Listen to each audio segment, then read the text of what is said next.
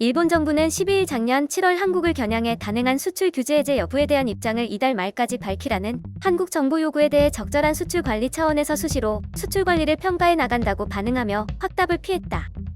일본 경제산업성 당국자는 이날 한국 정부의 데드라인 통보와 관련한 연합뉴스에 질의해 한국 측의 기자회견은 한국 측 판단으로 대응하는 것이므로 우리가 얘기할 것은 없다면서 그같이 답변했다.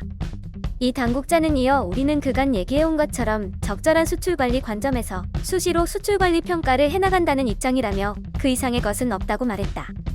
그는 또 일본 정부가 한국 정부의 요구에 따라 이달 말까지 규제 조치의 철회 여부를 판단해 한국 측에 답변할지에 대해선 상대국 정부의 일방적인 얘기이므로 특별히 그것에 대해 코멘트할 일은 아니라고 생각한다고 덧붙였다. 일본 정부 대변인인 스가 요시히데 관방장관도 이날 오후 정례 기자회견에서 한국 정부의 발표 내용 하나하나에 코멘트하는 것을 삼가고 싶다고 전제한 뒤 수출관리는 국제적인 책무로서 적절하게 실시한다는 관점으로 수출관리 당국이 국내 기업이나 수출 상대국의 수출관리 등을 종합적으로 평가해 운용해 나간다는 방침인 것으로 알고 있다고 말했다.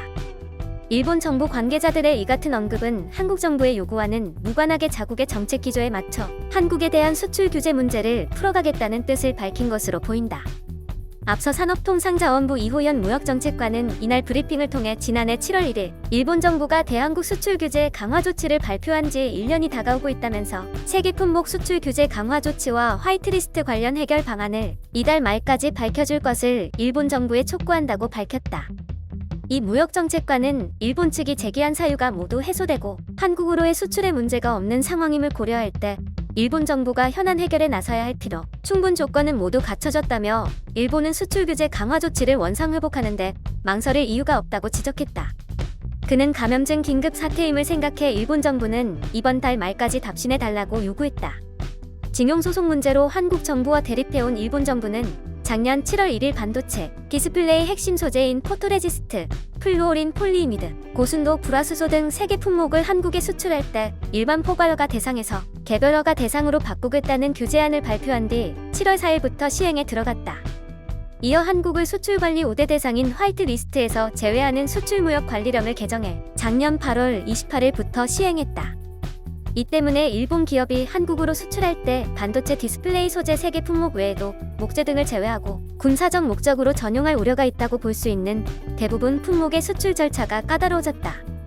일본은 수출 규제 사유로 한일 간 정책 대화 중단, 한국의 재래식 무기 캐치홀 통제 미흡 및 수출관리 조직, 인력 불충분 등 세 가지를 제시했지만 한국 대법원의 징용, 피해자 배상 판결에 대한 보복 조치라는 지적을 받아왔다.